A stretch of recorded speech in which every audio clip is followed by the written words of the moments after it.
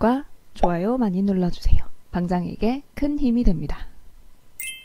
안녕하세요, 홀릭입니다. 오늘은 파생상품을 매매할 때 어떤 것들을 알아야 하고 무엇부터 공부해야 하는지 좀 정리를 해드려 보려고 합니다. 주식 계좌에서는 ETF, ETN, ELW 등의 상품이 있고 선물 옵션은 따로 계좌를 만들어야 매매를 하실 수 있습니다. 지금부터 말씀드리는 것들은 파생상품을 매매한다면 반드시 알아야 하는 내용이에요. 이런 것들은 이제 공통적인 부분이기도 해요.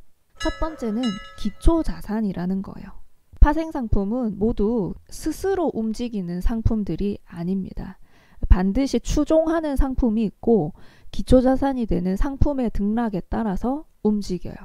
예를 들어서 코스피 200 지수 선물은 그 기초자산이 코스피 200 지수가 되고 WTI 원유 선물 ETN 또는 ETF의 경우는 이제 기초자산이 서부 텍사스산 원유 WTI가 되는 거예요.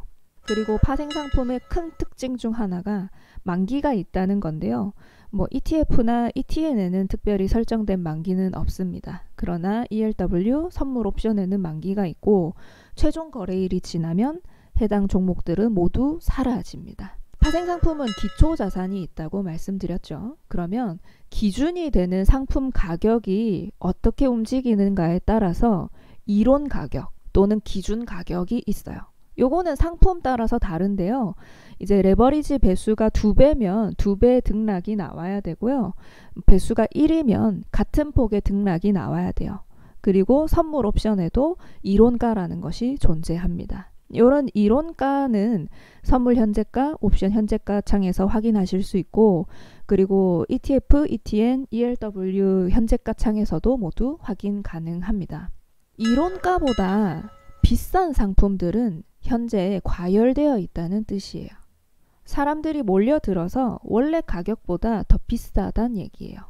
최근 파생상품 시장에서 괴리도와 괴리율이라는 단어를 많이 접해 보셨을 텐데 시장의 변동성이 커지면서 이 괴리도가 커진 상품들이 다수 생겨났기 때문이에요.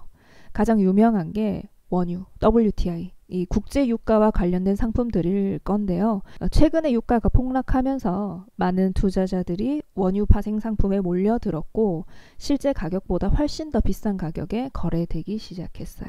원래는 이런 과열을 방지하기 위해서 ELW, ETF, ETN 상품들에는 LP라고 하는 유동성 공급자가 있고 그 사람들이 이제 가격을 조정할 수 있어야 되는데 이번에 괴리도가 너무 커지면서 주문 자체를 낼 수 없게 돼버린 경우가 생겼고요.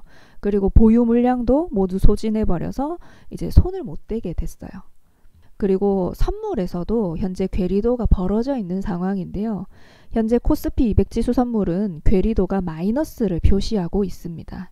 이론가보다 1포인트 이상 저렴한 가격에 거래되고 있어요.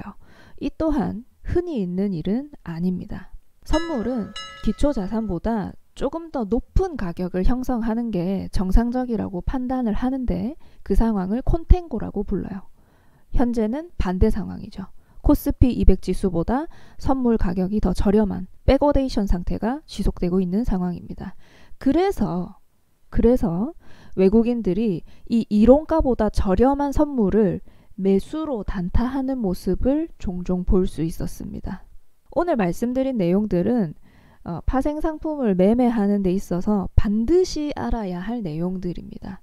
최소한 이 정도는 알고 매매를 해야 한다는 거예요.